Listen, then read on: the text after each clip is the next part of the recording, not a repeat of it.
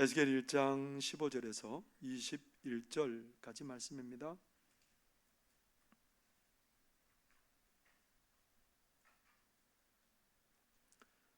구약성경 1151쪽입니다. 에스겔 1장 15절에서 21절까지 말씀입니다. 앞에 있는 화면을 보셔도 되겠습니다. 이제 제가 하나님의 말씀을 봉독하겠습니다. 하나님의 말씀을 경청하시기 바랍니다. 내가 그 생물들을 보니 그 생물들 곁에 있는 땅 위에는 바퀴가 있는데 그 네 얼굴을 따라 하나씩 있고 그 바퀴의 모양과 그 구조는 황옥같이 보이는데 그 넷은 똑같은 모양을 가지고 있으며 그들의 모양과 구조는 바퀴 안에 바퀴가 있는 것 같으며 그들이 갈 때는 사방으로 향한 대로 돌이키지 아니하고 가며 그 둘레는 높고 무서우며 그 네 둘레로 돌아가면서 눈이 가득하며 그 생물들이 갈 때에 바퀴들도 그 곁에서 가고 그 생물들이 땅에서 들릴 때에 바퀴들도 들려서 영이 어떤 쪽으로 가면 생물들도 영이 가려 하는 곳으로 가고 바퀴들도 그 곁에서 들리니 이는 생물의 영이 그 바퀴들 가운데 있음이니라. 그들이 가면 이들도 가고 그들이 서면 이들도 서고 그들이 땅에서 들릴 때에는 이들도 그 곁에서 들리니 이는 생물의 영이 그 바퀴들 가운데 있음이더라. 아멘. 이는 하나님의 말씀입니다. 기도하겠습니다. 하나님 아버지, 우리의 기쁨의 근원 되시고 복의 근원 되신 하나님 앞에 저희들이 나왔습니다.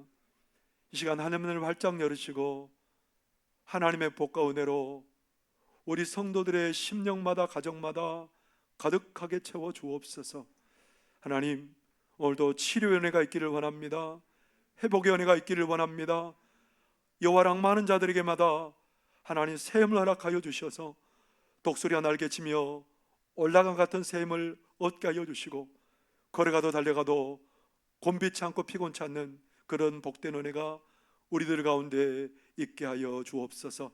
이 시간 우리 하나님의 음성 들을 때에 하나님 치료의 역사가 일어나게 해주시고 회복의 역사가 일어나게 하여 주시고 시원케 되는 역사가 일어나도록 하나님 복 내려 주옵소서. 예수님 이름으로 기도하옵나이다. 아멘. 요즘 소를 대량으로 키우는 농가들이 많아졌습니다. 소를 대량으로 키우는 농가들에게는 축사에다가 꼭 CCTV를 설치해 놓습니다. 옛날에는 소를 한두 마리 키울 때는 소들을 이렇게 먹이면서 막 운동을 시키잖아요. 일소들이 주로 다수를 차지했기 때문에 소들이 운동량이 많아서 자동적으로 그냥 새끼를 잘 낳았어요. 혼자 새끼를 잘 낳아서 아침에 가보면 송아지가 막 어미소 곁에 뛰고 있는 모습을 봤는데 요즘은 그러지 않아요. 요즘은 소들을 그냥 이렇게 조그만 공간에서 가둬서 키우기 때문에 운동량이 작아서 새끼를 잘 혼자 낳을 수가 없습니다. 그래서 주인이 도와줘야 새끼를 낳을 수 있어요. 때로는 새끼 낳는 것이 너무 힘들어서 기계를 사용해서 그 속에 있는 그 송아지를 묶어가지고 빼내는 경우도 많이 있습니다. 그렇기 때문에 농가들마다 CCTV를 설치해놓고 방 안에는 화면을 해놓고 늘 바라보고 있는 거예요. 저게 어떻게 돌아가나, 언제 새끼를 지금 낳나, 그렇게 주인들이 CCTV를 늘 바라보고 있는 거죠. 과학이 발전할수록 볼 수 있는 것들이 훨씬 더 많아지고 있습니다. 우리 사람이 뼈가 잘못되면 사람마다 뭘 찍으러 가요? 여기에서 엑스레이 안 찍어보신 분이 없을 거예요. 전부 다 엑스레이 찍어보잖아요. 엑스레이 찍으면 그게 방사선이 이렇게 쏘여져서 사람의 뼈가 다 나오게 돼 있어요. 뼈가 이게 금이 갔는지 아니면 골절이 됐는지, 그래서 어떻게 치료해야 되는지 금방 알 수 있습니다. 엑스레이가 나와도 굉장한 발전이라고 생각했는데 엑스레이 다음에 나온 게 뭐죠? CT. CT 다음에 나온 게 뭐예요? MRI. 그래서 사람의 뇌 혈관들이 어떻게 기형으로 생겼는지, 뭐가 막혔는지, 이것도 전부 다 요즘은 다 잡아낼 수 있어요. 한계가 있는 과학도 점점 더 볼 수 있는 영역을 넓혀가고 있습니다. 그런데 우리 하나님 어떤 분이라고 우리가 고백하죠? 우리 하나님은 전능하신 하나님이고 창조주 하나님이고 모든 것을 다 하신 하나님. 그 하나님께서 우리의 모든 것을 다 보고 계실까요? 오늘 이 자리에 예배하고 계시는 우리 성도님들, 하나님이 나의 모든 것을 다 보고 계시고 알고 계신다고 생각하세요? 아이고, 믿음이 좋으십니다. 그런데 우리의 생각과는 달리 하나님이 마치 우리를 안 보시는 것 같은 생각이 들 때도 있고요, 하나님이 나의 사정을 몰라주는 것 같은 일들이 성경에도 일어나고 우리의 삶에도 너무 자주 일어나서 하나님은 나를 보고 계시는가, 그런 의구심이 들 때가 있다라는 거예요. 오늘도 하나님께서 택한 백성들이 어떤 일이 일어나냐면요, 이방왕 바벨론 왕 느부갓네살이 남쪽 유다 백성을 쳐들어왔답니다. 주전 605년에 쳐들어와서 대표적으로 그 가운데 잡혀간 사람이 누구냐면 다니엘과 그 세 친구예요. 그리고 다시 몇 년 후에 또 쳐들어옵니다. 주전 597년에 다시 쳐들어왔는데 그때 잡혀간 사람이 누구냐면 여호야긴 왕과 그리고 에스겔이라는 사람이 잡혀갔습니다. 아니, 그 이스라엘은 예루살렘에 하나님이 임재하신 하나님의 성전도 있고 하나님의 성전도 있고 하나님을 섬기는 백성들이 있는데, 아니 왜 하나님의 성전이 있는 곳이 유린을 당하고 그렇게 핍박을 당하고 사람들이 죽는 일이 왜 생기는 걸까요? 하나님이 안 보시는 거 아니에요? 하나님이 보신다면 이런 일이 일어날 수 없잖아요. 하나님의 백성들을 그냥 포로로 잡아간 것이 아니고 어떻게 했어요? 와서 성읍들을 다 무너뜨리고요, 가족들을 잡아 죽이고요, 거기서 남은 사람들은 포로로 끌고 가는 거예요. 끌려가는 사람들마다 얼마나 비참한 그런 잔상들이 마음에 남아있고 하루하루를 살아가는 것이 너무너무 두렵습니다. 바벨론의 포로로 잡혀가서 사람답지 못한 대우를 받고 고향을 그리워하면서 하루하루 그렇게 견뎌내기 어려운 삶을 살아가고 있습니다. 하나님이 보시는 걸까요? 오늘 이 에스겔 본문에만 그런 일들이 나오는 게 아니고 성경에는 자주 그런 일들이 벌어지고 있는 것을 우리가 보게 됩니다. 야곱이 자기 아들 요셉이 애굽의 총리로 있는 곳에 식솔들을 다 거느리고 갔습니다. 처음에는 애굽이 총리로 있는 요셉이 총리로 있는 그 애굽의 사람들이 얼마나 환대하고 막 너무너무 반겨줬어요. 요셉의 식솔들이 왔다고. 근데 시간이 지났어요. 점점 시간이 지나니까 요셉의 은혜를 모르는 사람들이 살게 되고 점점 이제 이스라엘 백성들을 경계하기 시작한 거예요. 너무 잘 불어나니까, 너무 번성하니까 쟤네들이 우리의 위협이 될 거야, 쟤네들을 없애야 되겠어. 그래서 노예와 같이 취급합니다. 힘든 노역을 시키고요, 나중에는 급기야는 저 이스라엘 사람들이 낳은 아들들은 전부 다 죽이라는 거예요. 나일강에 전부 다 던지고 그렇게 하라는 겁니다. 그 사람들을 멸하라는 거예요. 아니, 하나님은 뭐하고 계시대요? 하나님 그들의 사정을 알고나 계실까요? 마치 하나님이 안 계신 것 같아요. 하나님이 그들을 바라보지 않는 것 같아요. 우리가 잘 아는 욥이라는 사람, 고난하면 욥을 우리가 기억할 수밖에 없잖아요. 그는 하나님이 자랑할 만한 사람이에요. 온전하고 정직하고 하나님을 경외하며 악에서 떠난 사람이다. 하나님 인정한 사람이에요.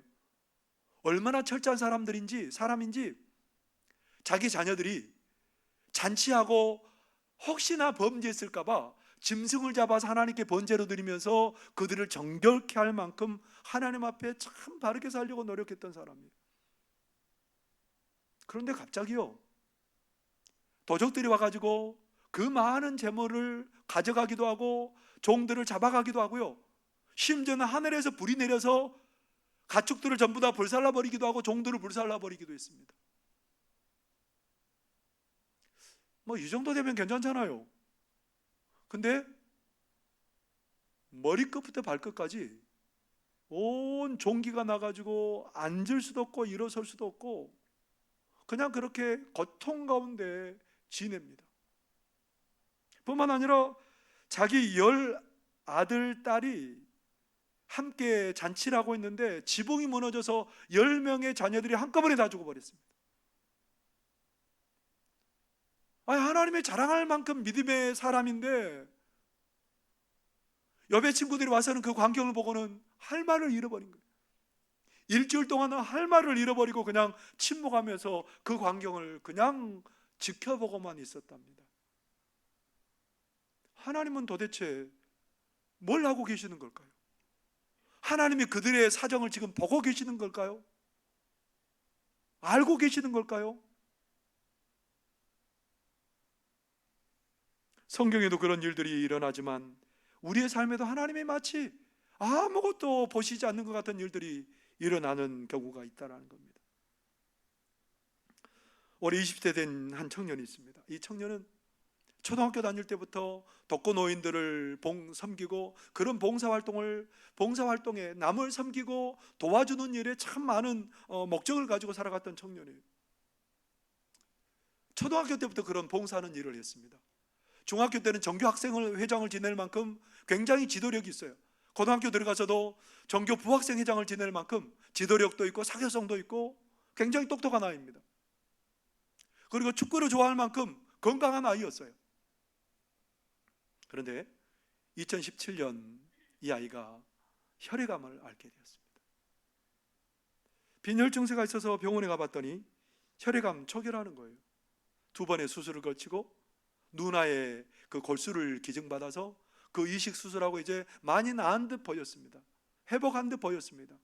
그런데 2019년에 다시 혈액암이 재발하게 되었습니다. 고통 가운데 그렇게 치료를 받았는데 다시 작년에 다른 부위에 암이 전이가 됐답니다. 그렇게 어려운 치료 과정 속에서도 이 청년의 단 한 가지 기대는 뭐냐면 빨리 나아서 어려운 사람들을 위해서 봉사하겠다라는 그런 목적이 있는 거예요. 그 서울 삼성병원에 그 치료를 받으면서도 그 소아암 병동에 아픈 아이들을 위해서 봉사하는 거예요. 그림으로 같이 함께 놀아주고 그 일로 봉사하고 2018년에는 자기도 어렵지만 혈액암을 앓는 사람들 위해서 어느 정도 기부도 하고 그의 집은 이 청년을 치료하기 위해서 집을 팔기도 하고요. 그 아버지는 뭐 막노동을 하고 저녁에는 식당 일을 돕고 그렇게 치료비를 마련하기 위해서 동분서주합니다. 그 누나도 이 동생의 치료비를 마련하기 위해서 다니던 대학을 그만두고 그렇게 생업정산에 뛰어들었습니다. 그런데요, 올해 1월에 심각하게 나빠지기 시작한 거예요. 지금은 이제 더 이상 치료할 수가 없어서 수면제를 투여하고 아프지 않는 그 마약성 진통제를 투여해서 고통을 줄여주는 밖에 없는 그런 상황이 됐어요. 그 청년이 그 기억이 왔다 갔다 하는, 의식이 왔다 갔다 하는데 어느 의식이 이제 좀 돌아왔을 때 유언을 씁니다. 자기 누나에게 유언을 쓰는데 뭐라고 쓰냐면 이렇게 유언을 남깁니다. 친구들아, 모두의 간절한 기도에도 불구하고 나 이제 세상을 떠나 별이 된다.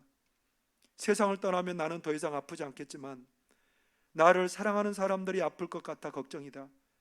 부디 어려운 이웃을 위해 살겠다는 내 꿈을 대신 이루어주라. 너희는 세상의 빛이 되고 나는 밤하늘의 빛이 돼 세상을 밝히자. 우리 빛이 되어 다시 만나자. 사랑한다. 자기 누나에게 이런 유언을 주면서 머지않아 제대해서 오는 친구에게 이걸 주라는 거예요. 그 친구에게만 이 유언을 달라고 얘기했을까요? 다른 아는 친구들에게도 이 유언을 전달해 달라고 그렇게 얘기를 하는 거죠. 마치 하나님이 이 청년을 보지 않는 것 같습니다. 나으면 좋은 일 하겠다는데, 좋은 뜻을 가지고 인생의 순간을 의미 있게 보내고자 하는데 하나님이 이 청년의 소원을 들어주지 않는 것 같고 이 청년을 바라보시지도 않는 것 같은 그러한 일들이 생겼습니다. 성경도 그렇고 우리의 삶에도 그렇고 하나님이 나를 안 보는 것 같습니다. 하나님이 나의 기도를 들어주지 않는 것 같습니다. 내 형편을 모르는 것 같습니다. 그런 우리에게 오늘 하나님께서는 본문 말씀을 통해서 아니라는 것, 하나님이 아니라는 것. 에스겔 선지자를 통해서, 에스겔은 제사장이에요. 포로로 잡혀갔어요. 하나님께서 에스겔을 부르셔서 에스겔에게 말합니다. 환상을 보여주는 거예요. 그냥 말로만 할 수 있는데 하나님께서 환상을 명확하게 보여주세요. 하나님께서 관심을 가지고 있다는 거죠. 포로로 잡혀온, 그 바벨론의 포로로 잡혀온 너희들에게 내가 관심이 있다는 거예요. 너희를 보고 있다는 거예요, 사실은. 그러면서 뭘 보여주냐면 오늘 본문의 내용이 그거예요. 하나님께서 높은 보좌 위에 계시고 그 보좌 아래 궁창이 있고 그 궁창 밑에 뭐가 있냐면 네 생물이 있어요. 네 생물은 어떻게 생겼냐면 사람의 형상을 하고 있어요. 근데 얼굴이 전후 좌우로 다 네 군데 다 얼굴이 있어요. 앞면은 뭐로 되어 있어요? 어떤 모습으로 되어 있냐면 사람의 모습이에요. 오른쪽 얼굴은 어떤 모습으로 되어 있냐면 사자의 얼굴이에요. 왼쪽 얼굴은 어떤 모습이냐면 소의 얼굴이에요. 뒤의 모습은 어떤 모습이냐면 독수리의 모습이에요. 날개가 4개가 있는데 두 날개로는 자기 몸을 가리고 두 날개로는 서로 다른 생물과 함께 연합해서 있는데 이 생물들이 얼마나 빠르냐면 하나님의 의지대로 번개가 움직이는 것처럼 그냥 순식간에 움직이는 거예요. 근데 그 네 생물들 옆에 뭐가 있냐면 큰 바퀴가 있답니다. 그 바퀴가 얼마나 크고 무서운지, 그 바퀴 안에는 뭐가 가득하게 있다고 말하냐면 눈이 가득하게 바퀴에 가득하게 돌려 있는 거예요. 여러분, 그 거대한 바퀴도 놀라운데 그 바퀴 안에 눈이 막 가득하게 있답니다. 눈이 뭘 의미할까요? 여러분, 그림에 눈을 그려 넣는다는 얘기는 뭘 의미해요? 본다는 거죠. 본다는 거죠. 하나님께서 이스라엘 백성들 그렇게 생각했어요. 우리 이렇게 포로 잡혀왔는데 하나님 안 보실 거야, 그렇게 생각했는데 하나님이 그들에게 뭐라고 강조하냐면 내가 본다라는 겁니다. 하나님은 다 본다라는 겁니다. 뭘 본다고 얘기하냐면 사람의 모습은 모든 피조물들의 대표예요. 사자는 뭐의 대표일까요? 짐승들의 대표고요. 소는 뭐의 대표일까요? 가축들의 대표고요. 독수리는 뭐의 대표일까요? 새들의 대표예요. 여기서 네 생물이 있다는 얘기는 사라는 의미는 뭐냐면 세상 모든 구석을 다 얘기해요. 사라는 의미는. 그러니까 우리 하나님은 세상에 하나님이 만드신 모든 것을 보고 계시다라는 겁니다. 하나님께서 보지 않는 것은 아무것도 없다라는 겁니다. 다 보고 계시다라는 겁니다. 근데 왜 이스라엘 하나님의 백성들이 포로로 잡혀갔을까요?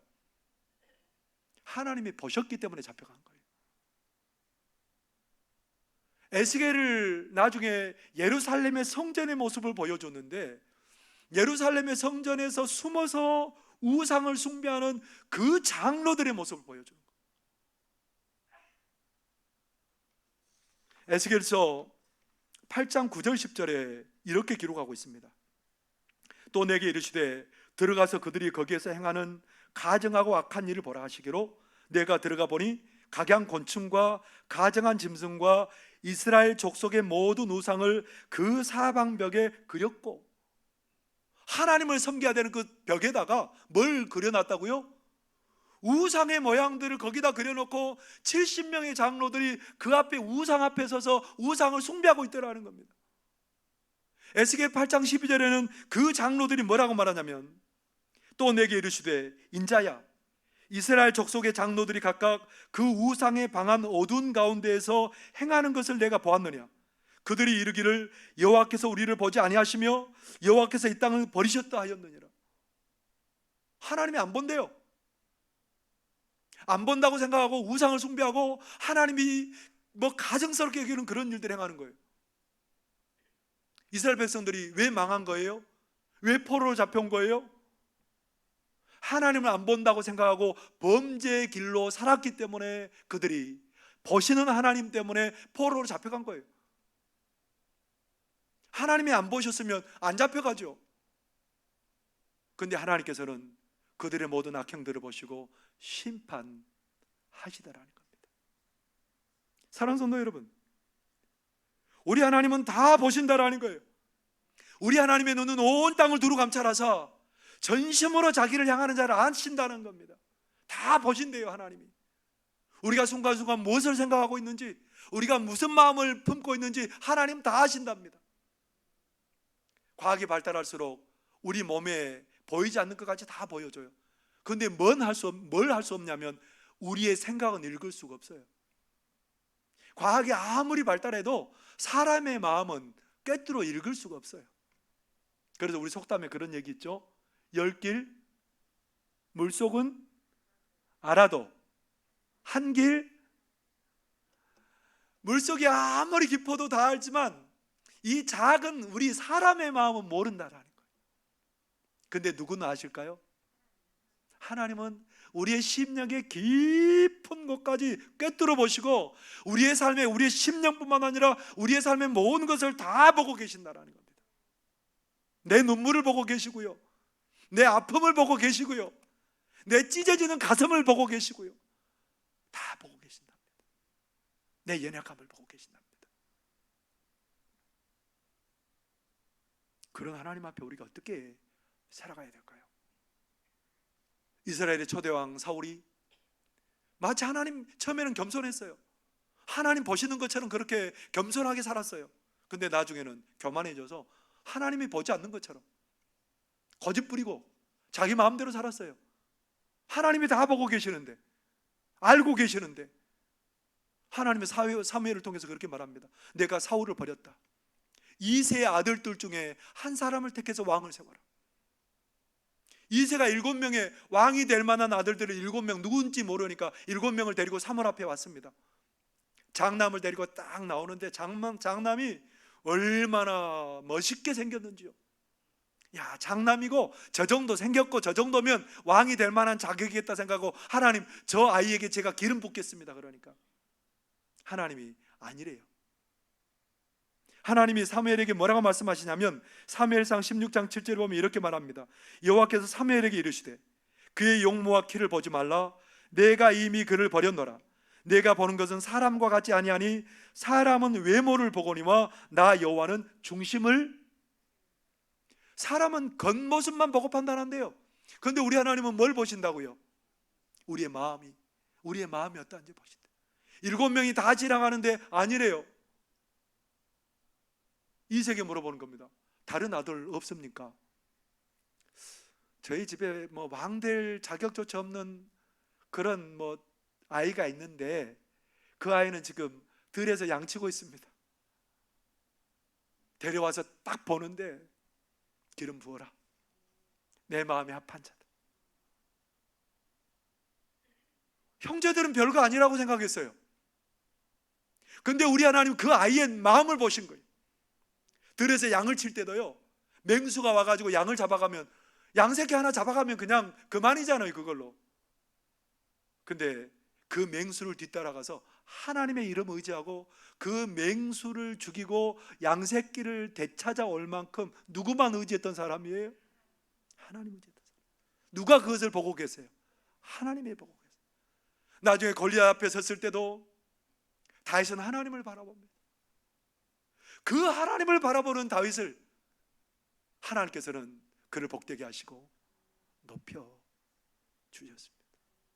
누가 보셨다고요? 하나님이 보셨답니다. 시편 139편 2절 3절은 이렇게 말씀하고 있습니다. 주께서 내가 앉고 일어섬을 하시고 멀리서도 나의 생각을 밝게 하시오며 나의 모든 길과 내가 눕는 것을 살펴보셨으므로 나의 모든 행위를 익히 아시오니. 하나님은 다 아신대요.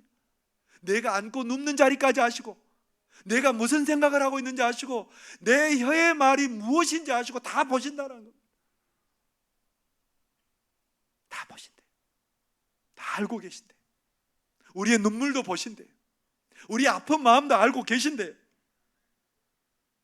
그래서 하나님께서 오늘 이스라엘 백성들에게 우리에게 뭘 얘기하고 싶은 겁니까?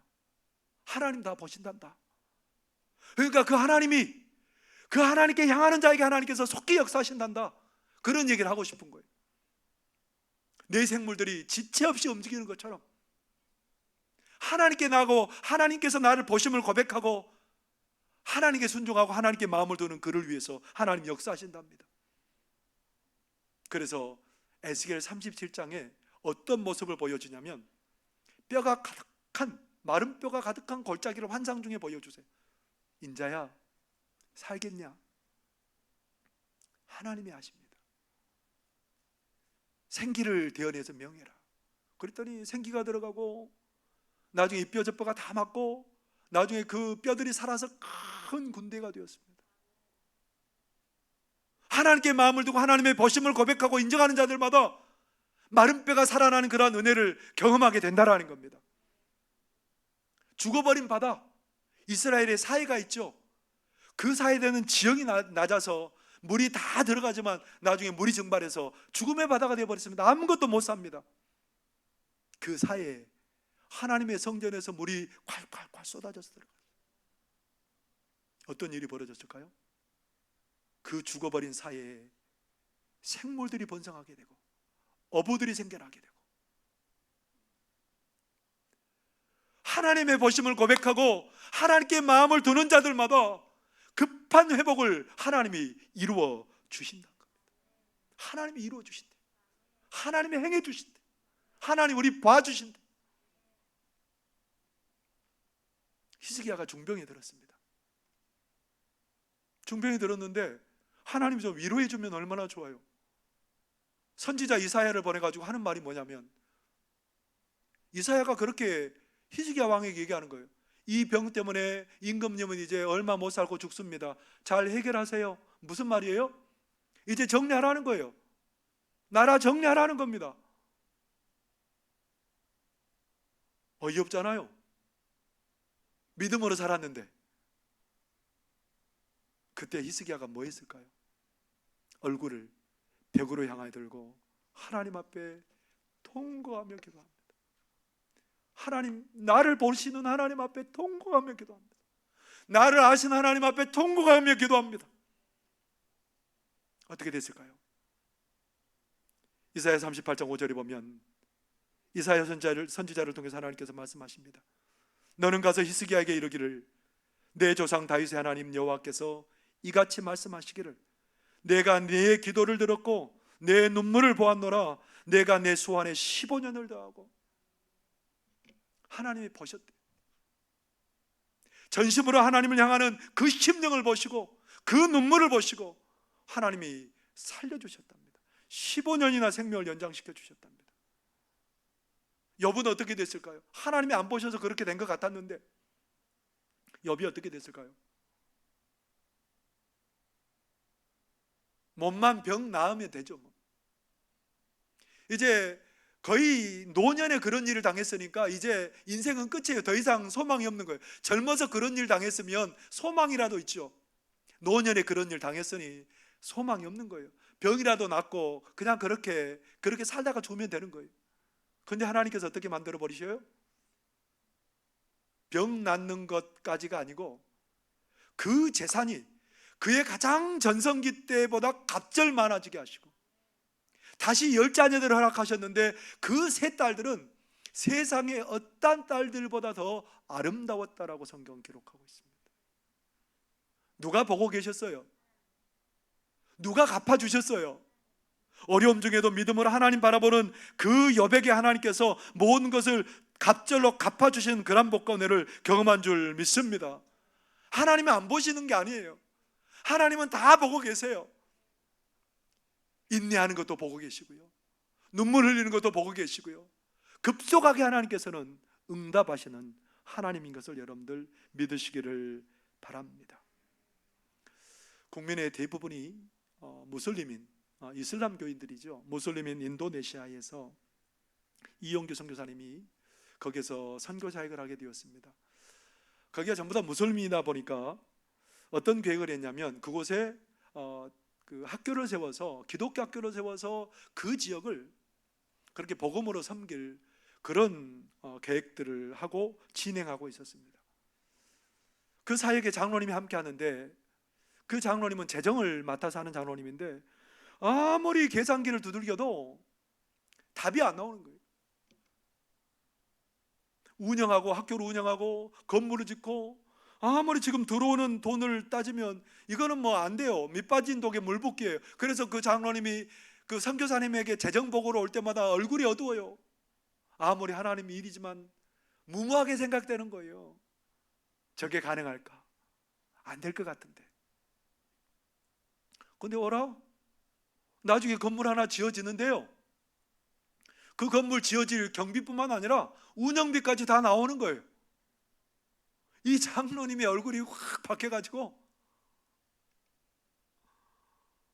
하나님께서 그렇게 역사한 것을 장로님의 눈으로 본 거예요. 그 모습을 보고 있던 한 교인이, 내가 보기에는 이 일이 절대 불가능하다고 저는 생각했습니다.